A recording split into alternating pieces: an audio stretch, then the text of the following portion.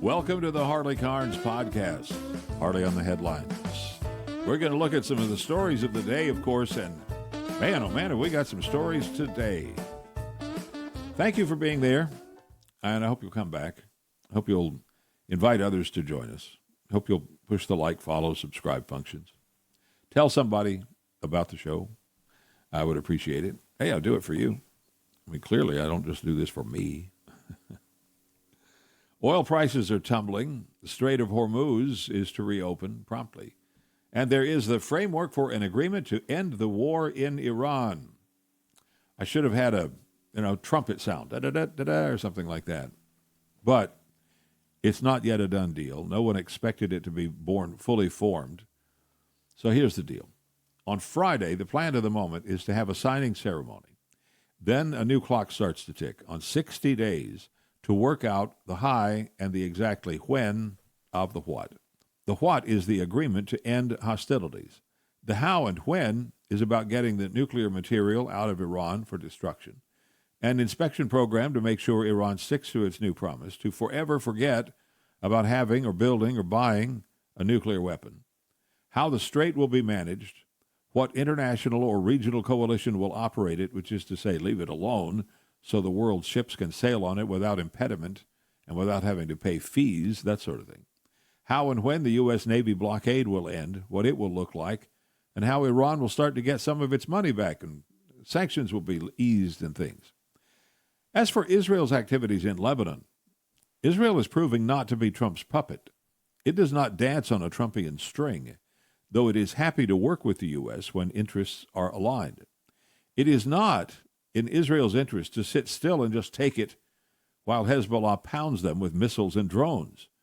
Israel says if Hezbollah attacks, and it only does that if it's okay with Iran, Israel will hit them back harder.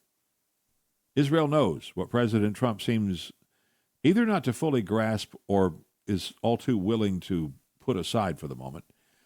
You cannot have an actual peace when the enemy stands there holding its unsheathed sword. And exploding drones and missiles are not just unsheathed, they are a swinging, stabbing sword. Israel knows that. Israel also remembers like it was yesterday, because it kind of was, October 7th, when terrorists attacked civilians and took hundreds of them underground and kept them there for months and months, where women were raped and men were beaten and tortured and beheaded. Israel will not stop unless Iran and Hezbollah actually stop and change their ways. Two huge questions. The nuclear question is the pivot point, of course. Iran says it will agree neither to acquire nor to produce nuclear weapons. They've been saying that for years and doing something different. Now, once their billions begin to flow again and sanctions start lifting, we must depend on their word again that this time would be different. The huge question is, why should we believe them this time? Why should anyone believe them if, and it's the key if, the Iranian Revolutionary Guard Corps remains the power behind the throne? It is presumably the new civilian government that will sign the deal. But it is the IRGC that has the guns in Iran and presumably still has the real power. And that military force is run by the same murderous band of religious zealots that have already run it and have always been running it, even though the names at the top have changed because Trump killed a bunch of them. That is the fountain of distrust and doubt and pessimism that any deal made with Iran that's invisibly run by radicals with guns can possibly last. You see, we are Americans. We live in a world in which the military does the bidding of the civilian leadership. We may yet have to learn that sometimes you do not take your foot off the head of the snake until you remove it. I have a feeling we're not done yet, that the IRGC must go, and it will take some removal actions to do that. But still, a lot can happen, including good things, in 60 days, which, by the way, puts us in mid-August, right in the middle of the midterm election campaigns in the U.S. But that doesn't have anything to do with any of this, right? A solid deal announced and signed then would be big. So would a broken deal, wouldn't it? Wow. I know it's been a couple of days, but hey, the New York Knicks and their fans waited 53 years for it to happen again. The NBA champion Knicks got it done, 5 days, winning in San Antonio. A team of non-superstars that cannot spell quit, but can and did absolutely spell team. Jalen Brunson scored 45 points, and you could see the inevitability in the eyes of the Spurs in the final minutes of the game. The Knicks had come back from 16 down, another comeback. They were deeply in the Spurs' heads, and it showed. Wemby was dominant in the first half. He blocked 5 shots and played like he planned to make sure that the Spurs would win. But he isn't Kevin Durant or LeBron or Bird or Jordan. Wembanyama couldn't put the team on his back. Not yet. And in the second half, he couldn't hit a lick. He got manhandled in the paint. Normally reliable Spurs three-point shooters found only rims and air. And the Knicks and Brunson took over the lanes to the basket. They didn't bomb the Spurs into submission like the Warriors would have a few years ago. They weaved their way to the basket. They got rebounds they shouldn't have, and sometimes just bulldozed their way through the lane to victory 2 points at a time. The Knicks, NBA champions 2026. Ticker tape parade through the Canyon of Heroes in Manhattan on Thursday.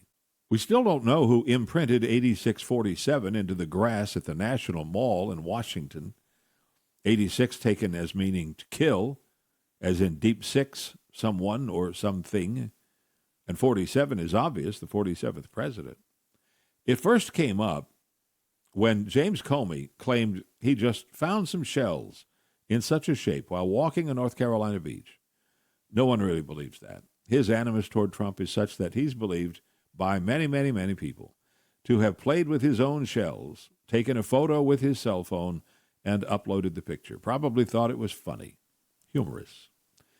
No one thinks he was actually calling for the killing of the president, just stirring the pot, but that's how the Secret Service always treats these things because they don't really have a choice. Investigators in Washington have even taken samples of the grass to see what chemicals were used to discolor it, and then try to trace the chemical down, see who bought it and who used it. Now, this is the definition of a bad day at work for a criminal. First, the cops show up, and they chase you until you panic, and you decide that jumping into the swamp is the right move.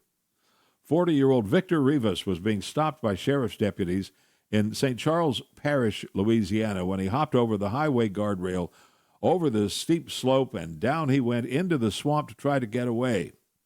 Now, this is some body cam video, courtesy of the sheriff's office and Fox, that'll help to tell the tale.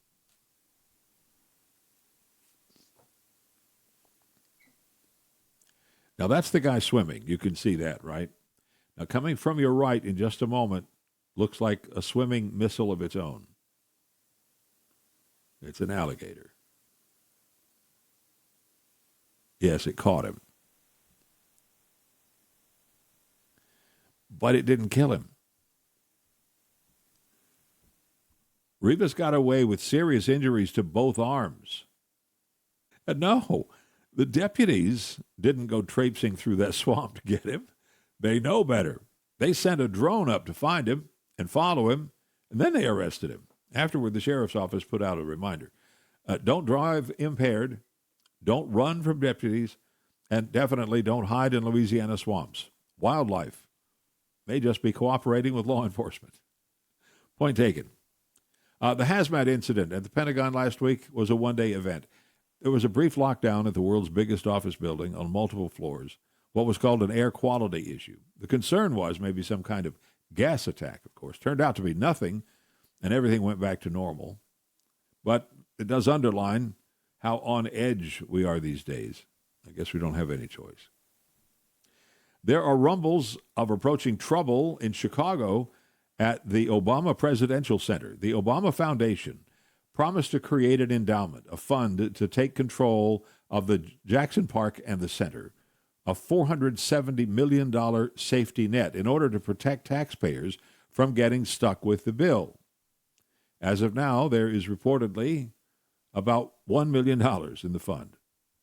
And some of the contractors who built that center say they have not been paid. And some are saying they may go bankrupt because of it. And they're in court. They had believed that because it was Obama, they'd be safe. Worse than that, the original estimate was $330 million for the center. Costs have been running just a little high. It's up to $850 million now, and no one knows what the final cost will be. That's Obama, right? His foundation says, don't worry, we got this. The whole thing will be funded through private contributions eventually. Does that sound kind of familiar? That's a lot of what's happened with Trump in the ballroom. They made one estimate. It's a lot higher than that. He says the money's coming from private contributions, so don't worry. The Obama Foundation actually said, though, this is a difference, that technically the agreement with the city required they create an endowment. No one said how much actual money it would have in a safety net. The foundation claims it's fully funded. That's two sides of the same mouth. Meanwhile, the disputes over paying the people who built it continue, and the grand opening is on Thursday, June 18th. At SpaceX, Elon Musk is far and away the wealthiest man alive, worth more than $1 trillion now. His company's worth well over $2 trillion. And here's the best part. A lot of investors who've purchased stocks in SPCX in the IPO and who will buy them as it moves up and down in coming days, a lot of people are going to do very well. But here's the coolest thing. Employees at SpaceX are insiders. They all got chunks of stock from the boss for the IPO, and 4,400 of them, ranging from executives to engineers to welders, materials experts, all kinds of employees. They're millionaires today. Some are multimillionaires. And about 400 of them are worth $100 million and more.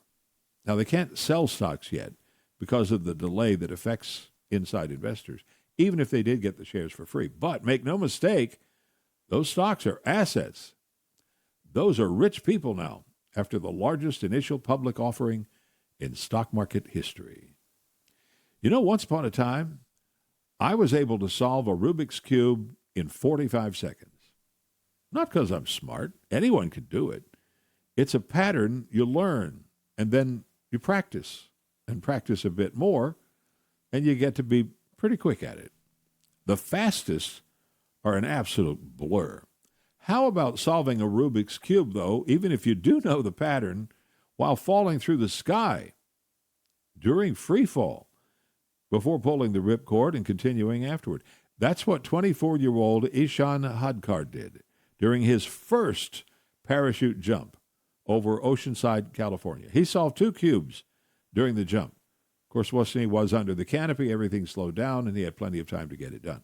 Now, here's the video, courtesy of the Guinness people and UPI.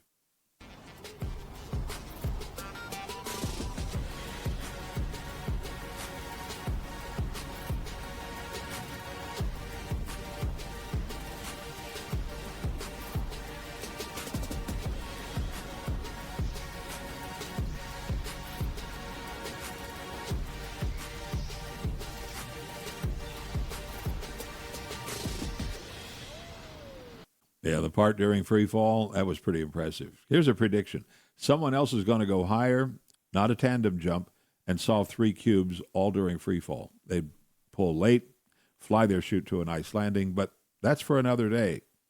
What's impressive to me in Ishan's case is it was his first ever parachute jump, which has to be tandem.